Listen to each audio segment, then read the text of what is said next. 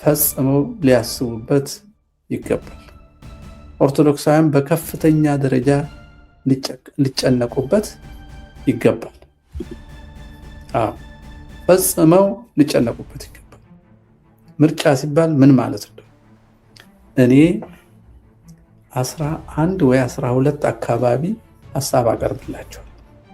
ምርጫ ውስጥ የምንገባ ምርጫ ውስጥ የምትሳተፉ ሰዎች ለውይይት የምትጠቀሙበት ካላችሁ ወጣቶች፣ ወንድሞች፣ መምህራን ይሄን ነገር በስፋት እንዲሰማ አድርጉልኝ። እኔ የፖለቲካ ስልጣን መፈለግ ወይንም ለአንድ ብሔር ለአንድ ጎሳ አሁን እንደሚደረገው ወይንም እጃቸውን ሰጥተው ቤተክርስቲያናቸውን እንደሚያፈርሱ ዴማሳውያን እና ምንደኞች የተለየ አጀንዳ ይዤ ሳይሆን አባቶቻችን በደንብ አጥንት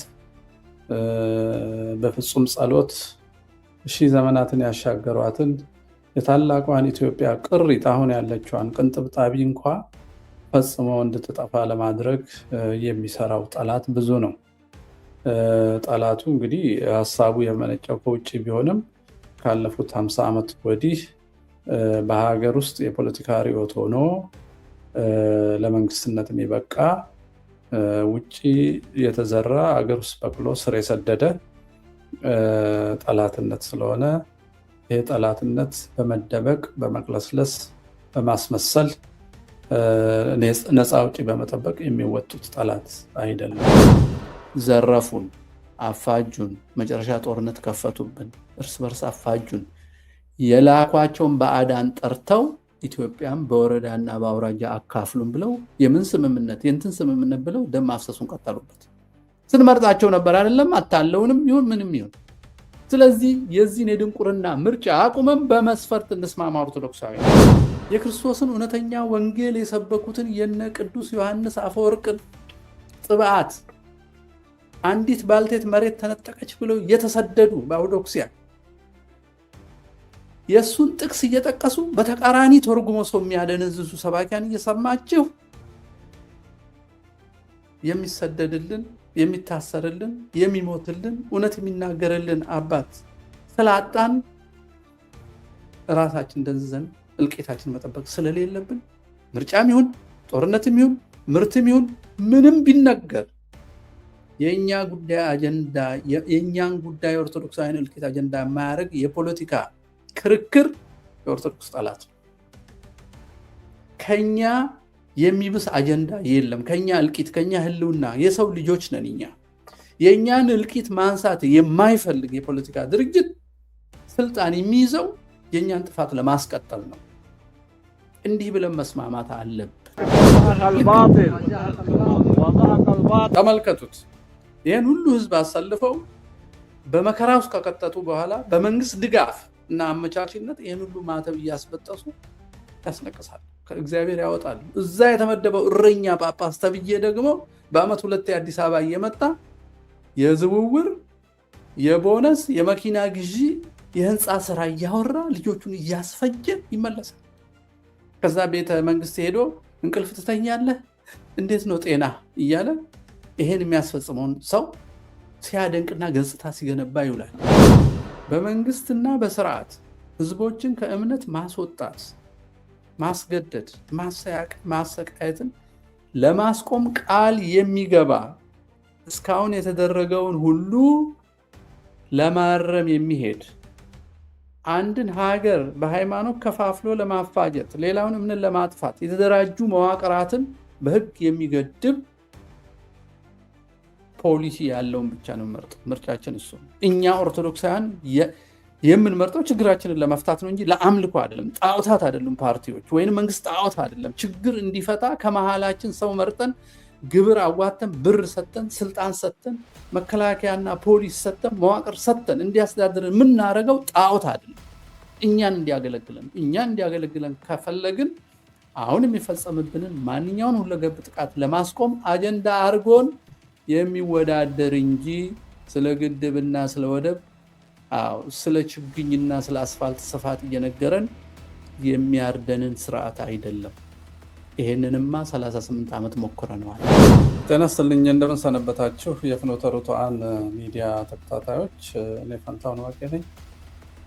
ዘወትር ለሀገራችን ለቤተክርስቲያናችን እና ለሕዝባችን ይጠቅማል የማስበውን የግል ሀሳብንም ከቤተክርስቲያን አንጻርም ሀሳብ አቀርባለሁ። አቅሙ ጊዜው ኖራችሁ የምትከታተሉ ወይንም አሳድራችሁ ሊንኩን ሼር አድርጋችሁ ለውይይት የምትጠቀሙበት ካላችሁ ወጣቶች፣ ወንድሞች፣ መምህራን ይሄን ነገር በስፋት እንዲሰማ አድርጉልኝ። እኔ የፖለቲካ ስልጣን መፈለግ ወይንም ለአንድ ብሔር ለአንድ ጎሳ አሁን እንደሚደረገው ወይንም እጃቸውን ሰጥተው ቤተክርስቲያናቸውን እንደሚያፈርሱ ዴማሳውያን እና ምንደኞች የተለየ አጀንዳ ይዤ ሳይሆን አባቶቻችን በደንብ አጥንት በፍጹም ጸሎት ሺህ ዘመናትን ያሻገሯትን የታላቋን ኢትዮጵያ ቅሪት አሁን ያለችዋን ቅንጥብጣቢ እንኳ ፈጽሞ እንድትጠፋ ለማድረግ የሚሰራው ጠላት ብዙ ነው። ጠላቱ እንግዲህ ሀሳቡ የመነጨው ከውጭ ቢሆንም ካለፉት 50 ዓመት ወዲህ በሀገር ውስጥ የፖለቲካ ርዕዮት ሆኖ ለመንግስትነት የሚበቃ ውጭ የተዘራ ሀገር ውስጥ በቅሎ ስር የሰደደ ጠላትነት ስለሆነ ይሄ ጠላትነት በመደበቅ በመቅለስለስ በማስመሰል ነፃ አውጪ በመጠበቅ የሚወጡት ጠላት አይደለም። ይህን ጠላት ፊት ለፊት ከመግጠም ውጭ ምንም አማራጭ የለውም። ስለዚህ የተበታተነ ሀሳብ ይዘን ይመስለኛል፣ ደስ ይለኛል፣ እከሌ ነፃ ያወጣኛል የሚል ቀጠሮ እየያዝን ጊዜያችንን በማባከን ባለፉት 30 የወያኔና አሁን ደግሞ 8 የኦነግ አመራር ያለበት የኢትዮጵያ መንግስት አፓርታይድ፣ ከደቡብ አፍሪካ የከፋ አፓርታይድ፣ ከሂትለር የከፋ ዘረኝነትና እልቂት እየፈጸመብን ስለሆነና የዓለም አፈር ይህንኑ እልቂት ህጋዊ አድርጎ ለማስቀጠል የላይሰንስ እድሳት ምርጫ የሚባል የመግደል፣ የማሳደድ፣ የማፈናቀል፣ የዘር ህገ መንግስት የማስቀጠል፣ አንዱን የማዋረድ ሌላውን ከፍ የማድረግ ድርጊታቸውን ላይሰንስ እንድንሰጣቸው ምርጫ ብለዋል። ለእኔ የዘር ማጥፋት ፈቃድ እድሳት ነው የምለው። ምርጫ ነፍሰ ገዳዮች ለህግ መቅረብ አለባቸው፣ ምርጫ መወዳደር የለባቸው። አገር አፍራሾች ለህግ መቅረብ አለባቸው እንጂ ዲስኩር እንዲያደርጉ ፊታቸው ተጎልተን መጠበቅ ማየት ተገቢ አይደለም እና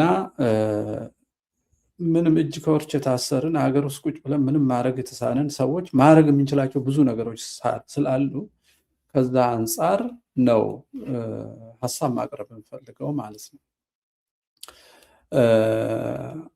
ሀሳብ የማቀርብበት ጉዳይ ኦርቶዶክሳውያን ሆነ የኦርቶዶክስ እሴት ያላቸው ሰዎች፣ ሌላ እምነት ሆነው የኦርቶዶክስ እሴት ያላቸው የምላቸው ምንድን ነው? በእምነት ብንለያይም አንደኛ በክብረሰብ በሰው ልጅ ክቡርነት የሚያምኑ እነዚህ ሰው እንትን ሃይማኖት ከሌለው መገደል አለበት የሚሉትን አይጨምርም። ይሄ ሰው እምነት ኖረው አልኖረው፣ ክርስቲያን ሆነ አልሆነ፣ እግዚአብሔር በዚህ ምድር ፀሐይ እያወጣለት፣ ዝናብ እያዘነበለት፣ እህል እያበቀለለት፣ ሲጋባ እየወለደ፣ ሲነግድ እያተረፈ እንዲኖር ፈቅዶለት ምንም ይመን ምንም ከለሩ ምንም ቁመቱም ደቡብ ይኑር ሰሜን፣ ምስራቅ ይኑር ምዕራብ፣ እግዚአብሔር ፈቅዶለታል። እግዚአብሔር መኖር የፈቀደለትን የሰው ልጅ እኔ ራሴ ፍጡር የመኖር ዋስትና አልነጥቀውም ብለው የሚያምኑ ኢትዮጵያውያን በሙሉ አሁን በማረገው ውይይት ይመለከታቸዋል ብዬ ስለማምን የክርስቲያን ብቻ ውይይት እንዳልሆነ እንዲታወቅልኝ እፈልጋለሁ። ይሄ የክርስቲያን ብቻ ውይይት አይደለም።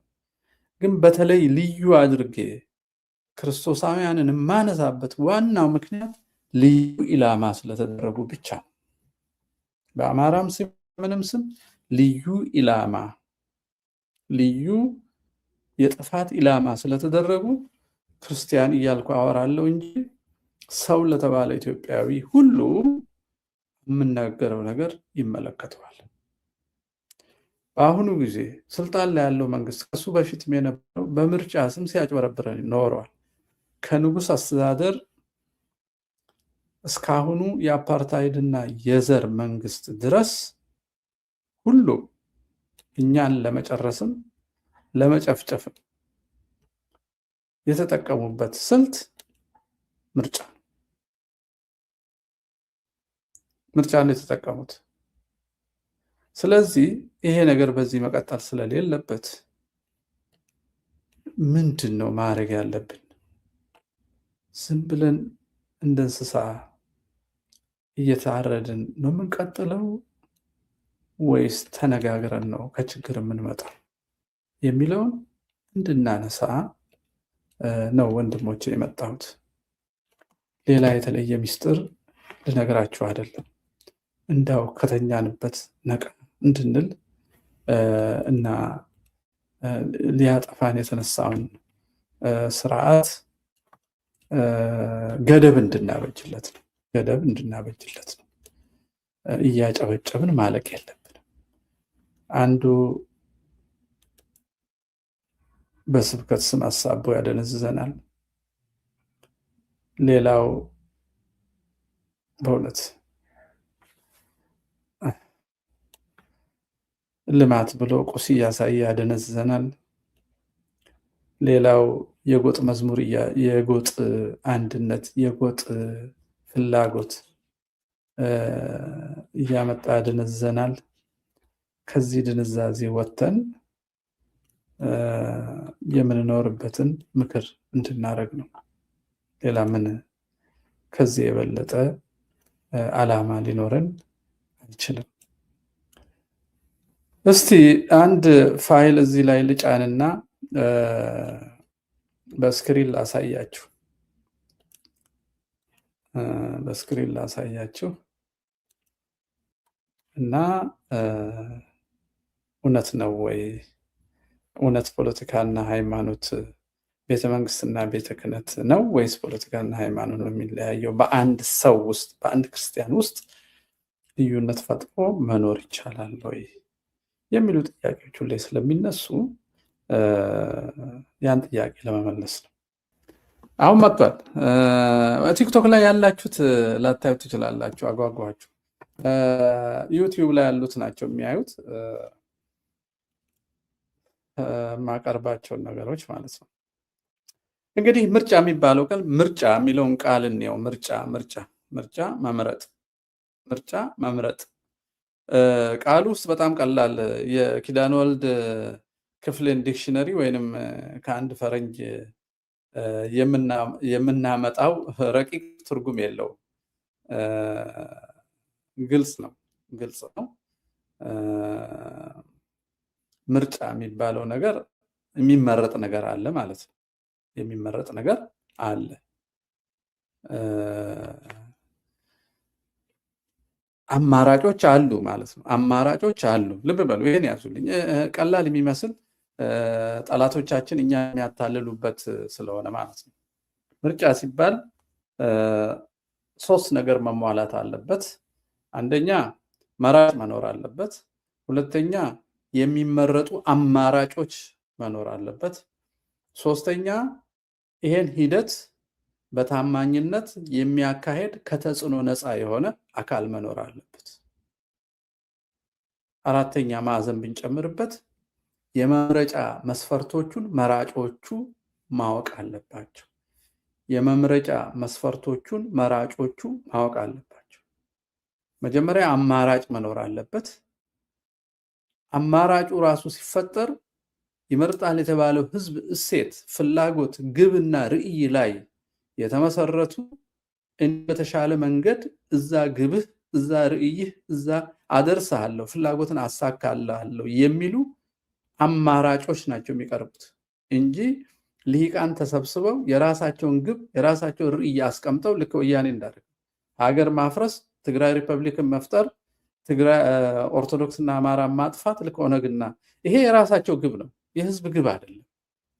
በእነሱ ግብ ላይ ያሳትፉናል።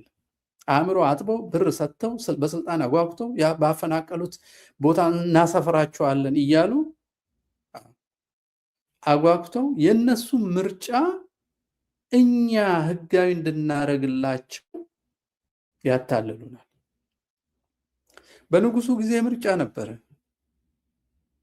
በዘውዳዊ ስርዓት አስተሳሰብ ላይ የተመሰረተ ግን አገርን ከኋላ ቀርነት ወደፊት ለመውሰድ መስዋዕትነት የተከፈለበት ሆኖ ግን ንጉሱ በስልጣናቸው ፈጽመው በመድረቃቸው ምክንያት የመጡ ችግሮች ቢኖሩም ምርጫ ነበረ። የዘውድ ስርዓት ለሀገር ያለውን ግብ ለማሳካት ከተለያየ ቦታ ፊውዳሎችም ቢሆኑ ባለመሬቶችም ቢሆኑ ተመርጠው ስልጣን እንዲይዙ ይደረግ ነበር። ቀጥሎ የደርግ ስርዓት መጣ።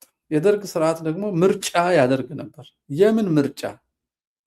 በኮሚኒዝም አስተሳሰብ ላይ አዳሪያን የተባሉትን ፊውዳል የተባሉትን ሐሳባውያን የተባሉትን እንደ ኦርቶዶክሳውያን ያሉትን እምነቶች፣ አስተሳሰቦች፣ ነባር ታሪኮች ደምስሶ በማርክሲስት ሌኒኒስት ዓላማ ላይ ወታደሩና የዛን ዘመን እንጭጭ ተማሪ ከማርክስ የቀዳውና አሳስቶ የተረጎመውን ያለ ቦታው ዓለም ወዛደሮች ትሆናለች፣ ወዛደርና ፋብሪካ በሌለበት አገር፣ በአግራሪያን በግብርና አገር በሌለ ወዛደር በጭፍን ገልብጠው ለዛ ግብ ምርጫ ምረጡን ይሉ ነበረ። ወያኔ ኢህአዴግ መጣና ደግሞ የዘር ህገ መንግስት ጽፎ አገርን ለመበተን የአገር የዘር ክልል፣ የዘር ፊደል፣ የዘር ሃይማኖት፣ የዘር ቋንቋ፣ የዘር ሰራዊት፣ የዘር ሐውልት አቁሞ ከሀገራዊ ትርክት ወደ ተገዳዳሪ የአካባቢው ትርክት ህዝቡ ወደዛ ወርዶ እንዲያስብና እንዲጠፋፋ አድርጎ ሲያበቃ ለመጠፋፋት ለእናንተ መጠፋፋት ለሀገር መበተን ምረጡኝ ብሎ ምርጫ ያቀርብ ነበር። ኦነጋዊው ኦፒዲያዊውና የብልጽግና ወንጌሉ መንግስት ደግሞ ያንኑ ህወሓት ኢህአዴግ የጀመረውን ለማስቀጠልና ባለፈው 8 ዓመት ያሳየንን የመግደል፣ የማፈናቀል፣ የማነወር አቅዶ የማድሄት ከአረቦች ጋራ ተስማምቶ ከጽንፈኛ ዋህብያዎችና ከተረፈናዚ ፕሮቴስታንቶች ጋር ሆኖ ክርስቲያኖችን መፍጀት፣ ከተማን ለአንድ ቡድን ልዩ መብት አለው የለውም የሚል ጭቅጭቅ ፈጥሮ ህዝብን ለህዝብ ለማጠፋፋት የጀመረውን ፕሮጀክት ለመጨረስ የፈቃድ እድሳት ጥያቄ እየጠየቀን ነው። ምርጫ ብሎ የፈቃድ እድሳት፣ የማጥፋት፣ የማፍረስ፣ የመግደል፣ የመበተን፣ ዘር የማጥፋት ፈቃድ እድሳት እየጠየቀን ነው። ምርጫ ይለዋል። ይሄን መጥፋት የታለመባችሁ የታቀደባችሁ ሁላችሁም ኢትዮጵያ ውስጥ ያላችሁ ከደቡብ እስከ ሰሜን ህወሓትን አይጨምርም። ምክንያቱም አጥፊ አንዱ ሰው አጥፊ ስለሆነ ሰው መፍትሄ ሲፈልግ ከኋላ ችግር ስለሚፈጥር ከኢትዮጵያ ይልቅ ሱዳን ይቀርበኛል የሚል ደብረጽዮን አይነት ከኢትዮጵያ ህዝብ ጋራ ወይ ከአማራ ህዝብ ጋራ ወይ ከአፋር ከኦሮሞ ጋር ከመኖር ይልቅ ፕሪቶሪያ ወርዶ ሀገር አካፍሉኝ የሚል የተቀሰፈ አእምሮ ያላቸው ሰዎች የተሰባሰቡበት ቡድንን አይጨምርም። የትግራይ ህዝብን፣ የአማራ ህዝብን፣ የኦሮሞ ህዝብን እስከ ደቡብ እስከ ጋሞ እስከ ጉራጌ እስከ ኦሮሞ ያለውን እስከ አፋር ሶማሌ ያለውን በሙሉ ነው ግን የሚመለከተው። ምኑ የገዳዮች የመግደል የፈቃድ እድሳት እንዳያገኙ ማድረግ ሁሉንም ሰው ይመለከታል። ከሁሉ በላይ ግን ኦርቶዶክሳውያንን ይመለከታል። እንዲጠፉ የተፈረደባቸው አማራ እንዳውም ራሱ እንዲጠፋ የተፈረደበት በኦርቶዶክስ ምክንያት ነው። በኦርቶዶክስ ክርስትና እምነቱ ነው።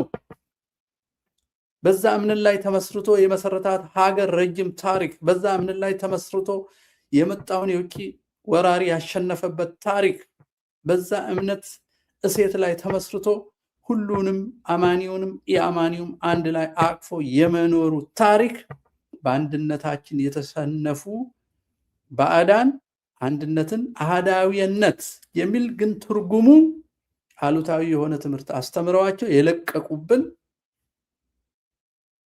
በኦሮሞ ስም የሚንቀሳቀሱ የዘር ፖለቲከኞች፣ በትግራይ ስም የሚንቀሳቀሱ ህወሓቶች፣ እነዚህ ሁሉ ኢላማ ስላደረጉን ኦርቶዶክሳውያን ፈጽመው ሊያስቡበት ይገባል። ኦርቶዶክሳውያን በከፍተኛ ደረጃ ሊጨነቁበት ይገባል። ፈጽመው ሊጨነቁበት ይገባል። ምርጫ ሲባል ምን ማለት ነው? እኔ 11 ወይ 12 አካባቢ ሀሳብ አቀርብላቸዋል። ምርጫ ውስጥ የምንገባ ምርጫ ውስጥ የምትሳተፉ ሰዎች፣ ለመመረጥ ራሳችሁን የምታቀርቡ፣ ለመምረጥ የምትቀርቡ፣ ባትመርጡም ሀሳብ የምትሰጡ ሰዎች በሙሉ ልታስተውሉት የሚገባው ነገር ሀሳብ አለኝ ማለት ነው። ባለፉት 50 ዓመታት በተለይ ባለፉት 8 ዓመታት መንግስት ስራው እልቂት ማፈናቀልና አሰፋፈር መቀየር ነው። መናፈሻ፣ ሰፊ አስፋልትና የከተማ ብልጭልጭ ሽፋን ነው። ቀለም ቀቡ፣ አጥር አሳምሩ ሽፋን ነው። ሀገሪቷ ውስጥ ተገዳዳሪ የሚጋጩ የሚጠፋፉ ትርክቶችን አሁንም አላስቆመም። ይሄን የጻፉትን ምሁራን አምጥቶ በእውነተኛ ምሁራን አላስሞገተም። 38 ዓመት ሙሉ የተገደሉ፣ አይናቸው የጠፋ፣ የታሰሩ፣ የተሰደዱ፣ የተፈናቀሉ ሰዎችን ፍትህ ለመስጠት ፍላጎት የለውም። እንዳውም እንዲፈናቀሉ፣ እንዲገደሉ የተፈረደባቸው ወገኖቻችንን ከፍትህ ስርዓቱ፣ ከጸጥታ ስርዓቱ፣ ከመከላከያ፣ ከሀብት ሁሉ ርቀው አንደበት እንዳይኖራቸው በውጭ ሀገር ያሉ አምባሳደሮችም አብያተ ክርስቲያናትም የእምነት ማዕከላትም ይሄን ነገር እንዳይናገሩ በሶሻል ሚዲያ የሚሳተፉ ሰዎች አፋቸው እንዲዘጋ መረብ ዘርግቶ እየሰራ ነው። በመላው ዓለም ያለችው ኢትዮጵያ ቤተክርስቲያን አጥቢያ የምትበጠበጠው አንዱ በዳንኤል ክብረት ምክር፣ በአብይ ሴራ፣ በኢትዮጵያ ኮሚኒቲ አንዳንድ ኢትዮጵያ ኮሚኒቲዎች በተሰገሰጉ ጸረ ኦርቶዶክስ ሰዎች የሚካሄድ ግጭትና በሆዳ አደር ጳጳሳት አስተዳዳሪዎች ለሆዳቸው የተሰደዱ ለኑሮ ለክርስቶስ ያልሆነ በእነሱ የሚመራ መከራ ነው። ውጪ ራሱ ያለው መከራ ለሆዳቸው ተሰደው ለቤተክርስቲያን ጠላት የሚያገለግሉ ሀገር ወፍጮ ቤት ስለከፈቱ ትምህርት ቤት ወይንም ንግድ ስለከፈቱ መመላለስ አልችልም ብለው እዚህ የሚበጠብጡ ከውጭ ሀገር የሚበጠብጡ ሰዎች አሉ። ምዕመኑን ለሁለት ተካፍለው የሚቀድሱ ሆዳደሮች አሉ። ተመልከቱ ምን ያህል ከበባ እንደተደረገብን። ኦርቶዶክሳውያን ማሰብ መጀመር አለብን። የክርስቶስን እውነተኛ ወንጌል የሰበኩትን የነ ቅዱስ ዮሐንስ አፈወርቅን ጥብዓት አንዲት ባልቴት መሬት ተነጠቀች ብለው የተሰደዱ በአውዶክሲያ የሱን ጥቅስ እየጠቀሱ በተቃራኒ ተርጉሞ ሰው የሚያደነዝዙ ሰባኪያን እየሰማችሁ የሚሰደድልን፣ የሚታሰርልን፣ የሚሞትልን፣ እውነት የሚናገርልን አባት ስላጣን ራሳችን ደንዝዘን እልቂታችን መጠበቅ ስለሌለብን ምርጫም ይሁን ጦርነትም ይሁን ምርትም ይሁን ምንም ቢነገር የኛ ጉዳይ አጀንዳ የኛን ጉዳይ ኦርቶዶክሳውያን እልቂት አጀንዳ የማያደርግ የፖለቲካ ክርክር የኦርቶዶክስ ጠላት ነው። ከኛ የሚብስ አጀንዳ የለም። ከኛ እልቂት፣ ከኛ ህልውና የሰው ልጆች ነን። የኛን እልቂት ማንሳት የማይፈልግ የፖለቲካ ድርጅት ስልጣን የሚይዘው የኛን ጥፋት ለማስቀጠል ነው። እንዲህ ብለን መስማማት አለብን። ልክ እንደዛ ስንስማማ ወይ ራሳችን ፖለቲካ ድርጅት ፈጥረን እንታገላለን ወይንም ያሉት እንዲቃኑ በአንድ ድምፅ እንናገራቸዋለን። ብዛታችን ወደ መሳሪያ እንቀይረዋለን። ግን ስለማንግባባ ጎጃም፣ ጉራጌ፣ ወለጋ፣ ሸዋ፣ ሐረሪ፣ ባሌ እየተባባልን ኦርቶዶክሳዊነታችንን ረስተን በኦነግና በህዋት ቀመር በንዑስ ማንነት በቋንቋ ተቧድነን በክርስቶስ የወይን ግንድ ላይ መብቀላችንን ረስተን አንድነታችን ፈርሶ ተካፍለው ያጋጩናል፣ ይጫወቱብናል። በቃ ይጫወቱብናል። ይህንን ማስቀረት መቻል አለብን። የኔ ዋናው የዛሬ መልእክቴ እሱ ነው። ለመሆኑ 12ቱ በምርጫ ውስጥ ስንሳተፍ ታሳቢ ልናረጋቸው የሚገቡ ነጥቦች ምንድን ናቸው ብትሉኝ፣ አንደኛ መስፈርቱ ማለት ነው። ማንኛውንም ፓርቲ የሚሆን ግለሰብ የሚሆን ድርጅት የሚሆን ስንመርጥ እነዚህን 12 እናንተ ጨምሩበት ወይ ቀንሱበት። የተረሳ አንገብጋቢ መስፈርት አለ በሉ። መስፈርት የሌለው ህዝብ መንጋ ነው፣ ጫጫታ ነው፣ ብቻ ስሜት ነው። ስራ እንፈጥራለን፣ ውርጃ እንፈቅዳለን፣ ከተማ እናስውባለን፣ ድልድይ እንሰራለን። ይሄ ሁሉ ከንቱ ነው። የከተማ ውበት፣ ድልድይ፣ መናፈሻ፣ ግድብ፣ ወደብ ሁሉ ከንቱ ነው። እግዚአብሔር አምላካችን ሰማይና ምድርን የሰቀለው ለእኛ ነው። እኛን የሚገድል፣ እኛን የሚያፈናቅል፣ እኛን የሚያነውር፣ እኛን የሚያሳድድ፣ እኛን የሚያዋርደን ስርዓት እንኳን ወደብን የባህር መውጫ የሰማይ መውጫ እንኳን ቢያመጣ ሊመረጥ ሊደገፍ አይገባውም።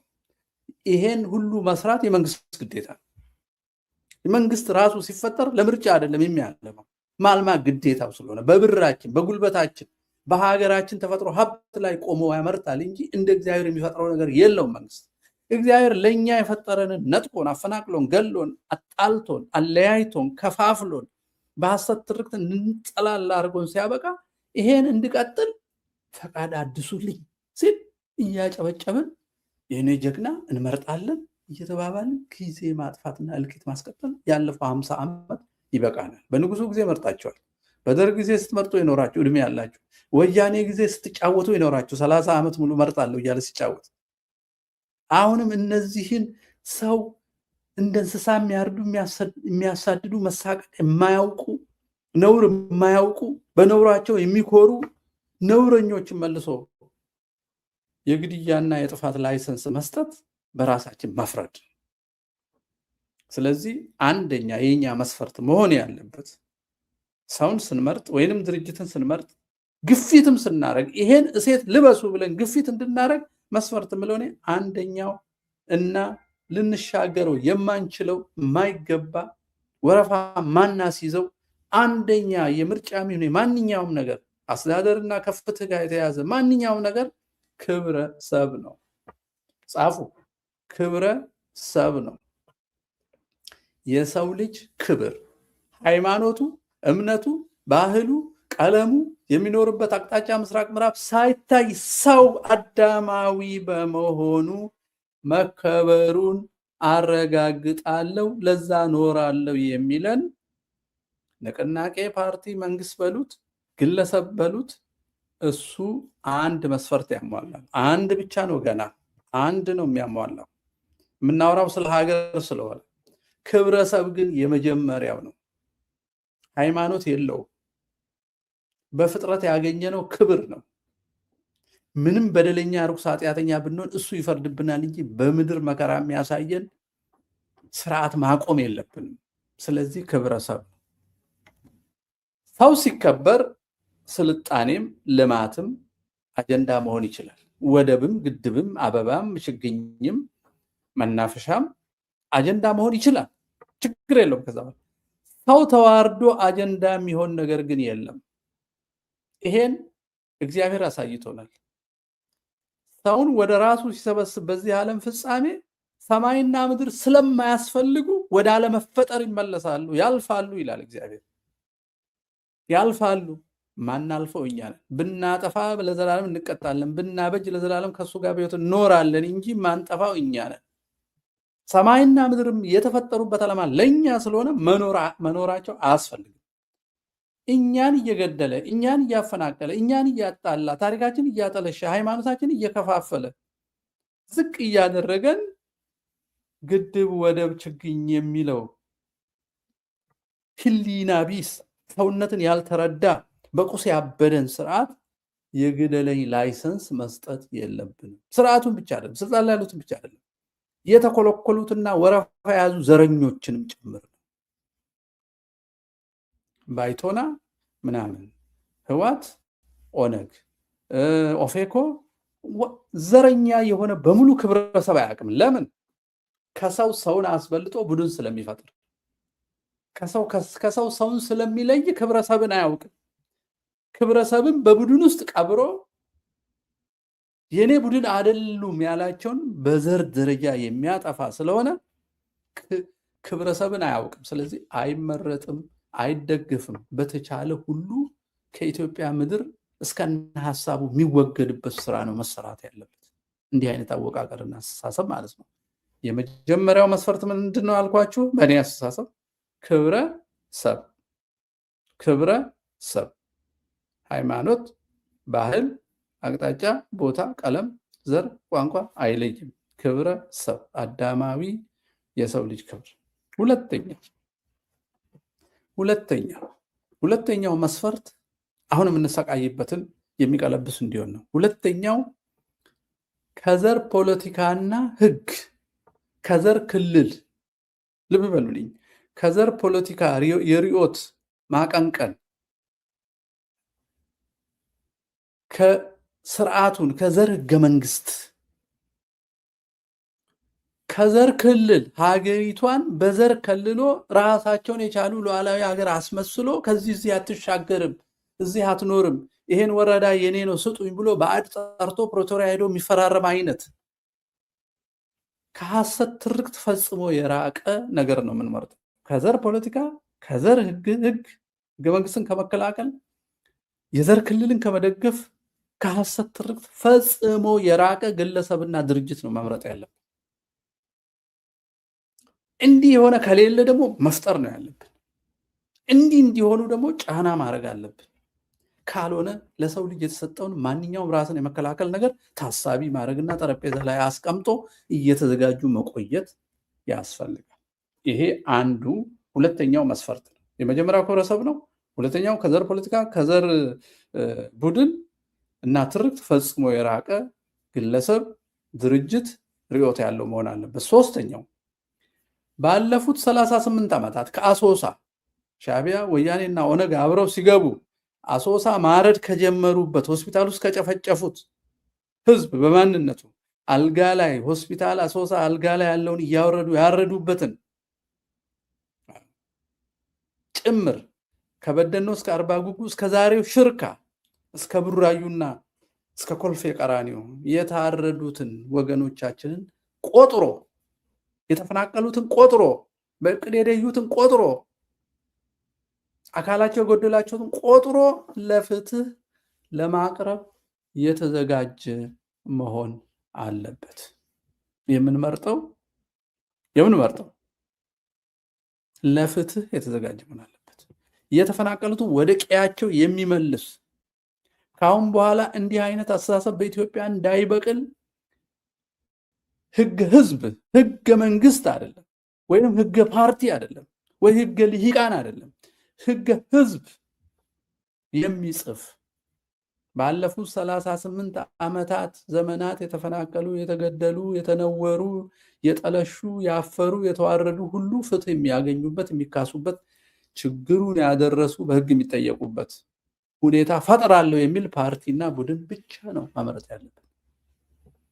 ይሄን ሁሉ ቀብሮ ምንም እንደሌለ ምንም እንዳልሆነ ሰላማዊ ሀገር ላይ እንደሚካሄድ ምርጫ ድልድይ ይሰራለሁ፣ ግድብ አመጣለሁ፣ ምንድነው አንድ የሰላምና የፍትህ ፓርቲ የሚባል የዋሃብያ ፓርቲ አለ። እሱም ባለብዙ ወደብ አረጋችኋለሁ አላል። የአረብ ሊግ አስመዝግቦ በሶማሌም በምን እንድንወጣ ሊያደርገን። አጀንዳህን እዛው አስቀምጠው። መጀመሪያ ክብረሰብ፣ መጀመሪያ የምታርደውን ሰው አቁም ነው። መጀመሪያ ሐሰት ትርክትህን አቁም ነው።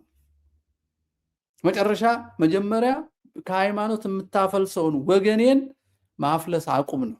ለምሳሌ የሚያደርጉትን ላሳይ በዚህ ቪዲዮ።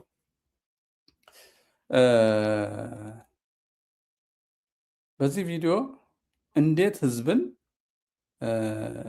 ከመንግስት ጋር በመስማማት በጅምላ ማተብ እንደሚያስበጥሱ ነው።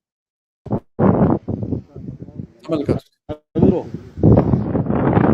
ሰውን አስጨንቀው አላሁ አክበር አላሁ አክበር አላሁ አክበር جاء الحق وضحك الباطل ተመልከቱት።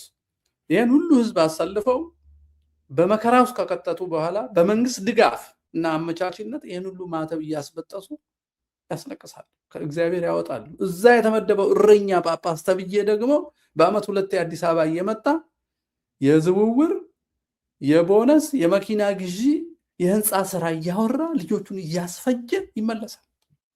ከዛ ቤተ መንግስት ሄዶ እንቅልፍ ትተኛለህ፣ እንዴት ነው ጤና እያለ ይሄን የሚያስፈጽመውን ሰው ሲያደንቅና ገጽታ ሲገነባ ይውላል። በቤተ ክርስቲያን ሀብት ወርቅ ገዝቶ ይሸልማል፣ ካባ ይሸልማል። ከእንዲህ አይነት መነኮሳትና አባቶች እግዚአብሔር ነፃ ያውጣል። إن الباطل كان زهوقا كان زهوقا. الحمد لله رب العالمين. الحمد لله الذي بنعمته تتم الصالحات. شكرا لكم يا اخوان على ما شاء الله ما شاء الله تبارك الله ما شاء الله تبارك الله. اللهم ثبت. አንድ ጊዜ ለእናንተ ላሳያችሁ ማተብ እያስ الله أكبر الله أكبر الله أكبر. جاء الحق وزهق الباطل وزهق الباطل. إن الباطل كان زهوقا كان زهوقا. الحمد لله رب العالمين. الحمد لله الذي بنعمته تتم الصالحات. شكرا لكم يا اخوان ما شاء الله يثبتكم ما شاء الله ይበቃናል ከዚህ የባሰ ነገር ስላለ። ስለዚህ አሁን ስለ ምርጫ ስናወራ ይሄንን ሁኔታ በመንግስትና በስርዓት ህዝቦችን ከእምነት ማስወጣት፣ ማስገደድ፣ ማሰቃየትን ለማስቆም ቃል የሚገባ እስካሁን የተደረገውን ሁሉ ለማረም የሚሄድ አንድን ሀገር በሃይማኖት ከፋፍሎ ለማፋጀት ሌላውን እምነት ለማጥፋት የተደራጁ መዋቅራትን በህግ የሚገድብ ፖሊሲ ያለውን ብቻ ነው መርጠው። ምርጫችን እሱ ነው። እኛ ኦርቶዶክሳውያን የምንመርጠው ችግራችንን ለመፍታት ነው እንጂ ለአምልኮ አይደለም። ጣዖታት አይደሉም ፓርቲዎች ወይንም መንግስት ጣዖት አይደለም። ችግር እንዲፈታ ከመሃላችን ሰው መርጠን ግብር አዋተን ብር ሰተን ስልጣን ሰተን መከላከያና ፖሊስ ሰተን መዋቅር ሰተን እንዲያስተዳድረን የምናደርገው ጣዖት አይደለም። እኛን እንዲያገለግለን ከፈለግን አሁን የሚፈጸምብንን ማንኛውን ሁለገብ ጥቃት ለማስቆም አጀንዳ አድርጎን የሚወዳደር እንጂ ስለ ግድብና ስለ ወደብ ስለ ችግኝና ስለ አስፋልት ስፋት እየነገረን የሚያርደንን ስርዓት አይደለም። ይሄንንማ 38 ዓመት ሞክረነዋል። ዘረፉን፣ አፋጁን፣ መጨረሻ ጦርነት ከፈቱብን፣ እርስ በርስ አፋጁን። የላኳቸውን ባዕዳን ጠርተው ኢትዮጵያን በወረዳና በአውራጃ አካፍሉን ብለው የምን ስምምነት የእንትን ስምምነት ብለው ደም ማፍሰሱን ቀጠሉበት። ስንመርጣቸው ነበር አይደለም፣ አታለውንም ይሁን ምንም ይሁን። ስለዚህ የዚህን የድንቁርና ምርጫ አቁመን በመስፈርት እንስማማ። ኦርቶዶክሳውያን በመስፈርት እንስማማ። አራተኛው መስፈርት ባለፉት 38 ዓመታት በዘረኛ ፖለቲካ ፖሊሲ የተገደሉ አንድ በሉ እንቆጥራለን። ቅድምም ብያለሁ፣ የተደገመ አይምሰላችሁ። የተገደሉ ሆነ ተብለው በኮንትራሴፕቲቭ ስም እንዲመክኑ የተደረጉ በስራ ስም ለአረብ ተመርጠው የተሸጡ ክርስቲያን ሴቶች ሆነ ተብለው በመከራ ውስጥ ሆነው ለስደት የተዳረጉ በበረሃ ሲጓዙ እንደ ሊቢያ ባለው ቦታ የታረዱ አሳ አንበሪ የበላቸው በእቅድ እንዲደህዩ የእርሻ መሬታቸው የተነጠቁ ነጋዴዎች ወደብ ላይ ንብረታቸው እንዲቆይ ግብር እንዲጨመርባቸው ተደርገው የደህዩ ነጋዴዎች ቤታቸውን የተነጠቁ በከተማ እድሳትና በኮሪደር ልማት ስም ቤታቸው እየፈረሰ ወደ ዳር እየተጣሉ ሌላ ሰው እንዲሰርፍባቸው የተደረጉ የምጣኔ ሀብት፣ የአካል፣ የማህበራዊ፣ የአሰፋፈር አሉታዊ ለውጥ የተደረጋቸው በሙሉ ቆጥሬ ሂሳብ ሰርቼ እክሳለሁ፣ አስተካክላለሁ። ይህን የፈጸሙትን ለህግ አቀርባለሁ የሚል ፓርቲና ግለሰብ የሚሆን ንቅናቄ ብቻና ብቻ ነው የምመርጠው። ከሌለ እንዲህ የሚል ፈጥራለሁ ማለት አለበት ኦርቶዶክሳዊ ሰው። እኛ እንዘምራለን፣ እኛ እየዘመርን ነው የሚለውን ይሄንን የብልጣብልጦች መንገድ መሄድ ኦርቶዶክሳዊነት አይደለም። ኦርቶዶክሳዊ መንፈሳዊነት ቅድም እንዳልኩት እንደ ዮሐንስ አፈወርቅ ለአንዲት ባልቴት መሰደድ ነው። ለአንድ ክርስቲያን ህይወት ንግስቲቷንና ንጉሱ ጋራ መጣላትን ይጨምራል። እንደነ ሳዊሮስ እየተግባባን እናሻግራለን ብለው እጃቸውን ላይሆን የ50 ክርስቲያኖች ደም እንደያዙ እንደሚቀድሱት አይደለም። ስለዚህ ክርስቲያኖች ድንዛዜ ማቆም አለብን። በስብከት ስም የሚያታልሉንን የሆነ ቦታ እምቢ ማለት አለ። ከሰበኩ እውነትን ይስበኩ፣ ያልበዛ ቤታቸው ይቀመጡ። አውደ ምሕረቱን መጫወቻ ያርጉት። አደንዝዘው ለሞት ያሰልፉን። እውነተኛውን ኦርቶዶክሳዊ ስብከት ይስበኩን። እውነተኛ ኦርቶዶክሳዊ ስብከት በህይወትም ተሰብኳል። አባቶቻችን ታቦት ይዘው ዘምተው ዓለምን ሁሉ ባሪያ ያደረገውን የአውሮፓ ወራሪ ጸጥ አድርገውታል። ንጉስ ካሌብ ባህር ተሻግሮ ክርስትናን የሚያጠፋውን ፊንሐስን ድል ነስቶ ሌላ ንጉስ አስቀምጦ እሱ ወደ ምናኔው ሄደዋል። እነዚህ ሁሉ ክርስቲያን አይደለም ልንል ነው? ደንዝዙ ብላችሁ የምትሰብኩን ብለን ሰባኪዎቻችንን መገሰጽ አለብን። አምስተኛ መስፈርት አስፈላጊ ነው።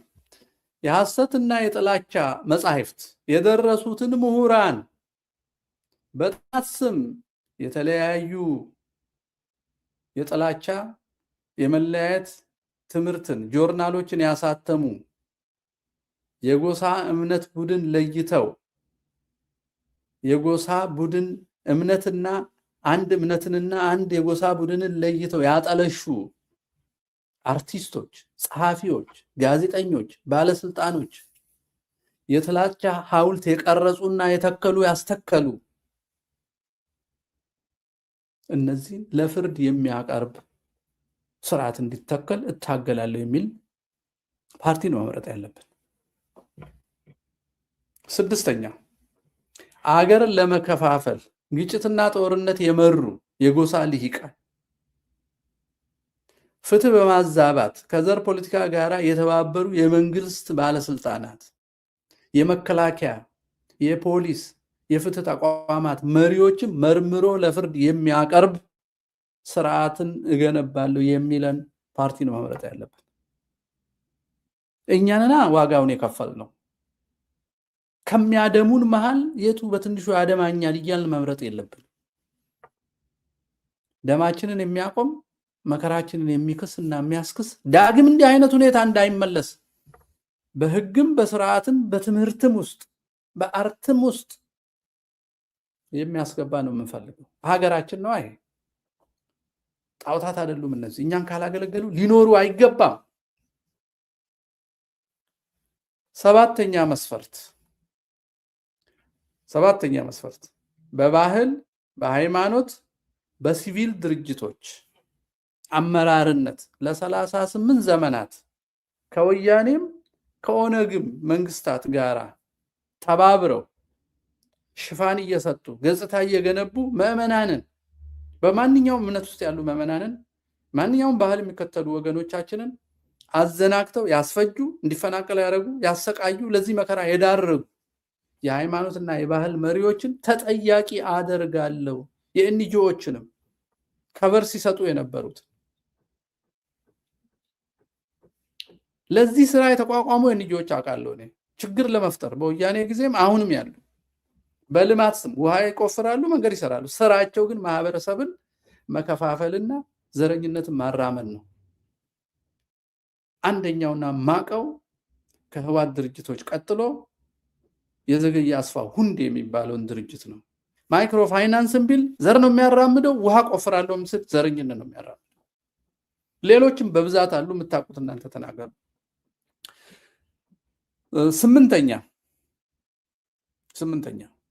ስምንተኛ አንድ ሀገር የሚቆመው የጋራ ትርክት፣ የጋራ ርዕይ በድንግዝግዝም ቢሆን ሲጋራና የጋራ ዓላማ ሲኖር ነው። ኢትዮጵያም ነፃነቷን ያስከበረችው በዛ ምክንያት ነው። ኢትዮጵያ ነፃነቷን ማስከበር የቻለችው በተወሰነ ደረጃ አጼ ምኒልክ በሰጡን የጋራ ከሳቸው በፊት የነበረውንም እርሾ ሀገር ከማነሱ ከመፍረሱ በፊት የነበረውን የቀደሙ አባቶቻችን የአጼ ዳዊትን፣ የአጼ ዘርዓ ያዕቆብን፣ ሌሎችም ከዛ በፊት ያሉት ከሺህ ዘመናት ሀገር እንዲህ ሳይቆነጻጸል በነበርንበት ዘመን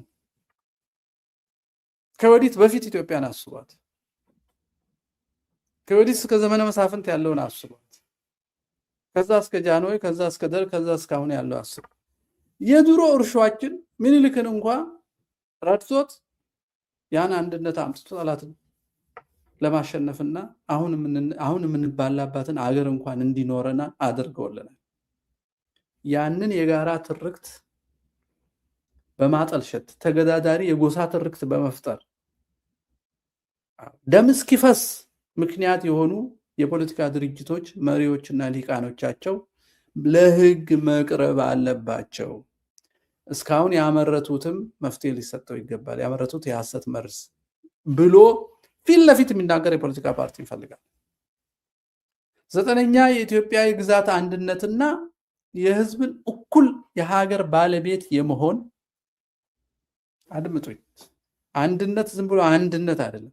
አንድ የሆነው ህዝብ እኩል የሀገሩ ባለቤት የሚሆንበት ባለቤት የሆነባት ሀገር ሉዓላዊነቷና ደህንነቷ የተጠበቀባት የህዝብን ውህደት ለማረጋገጥ እሰራለሁ። ከፋፋዮች አህዳዊነት ብለው እንደሚያጠለሹት ሳይሆን አህዳዊነት የወንድና ሴትን ተዋህዶ ይመስላል።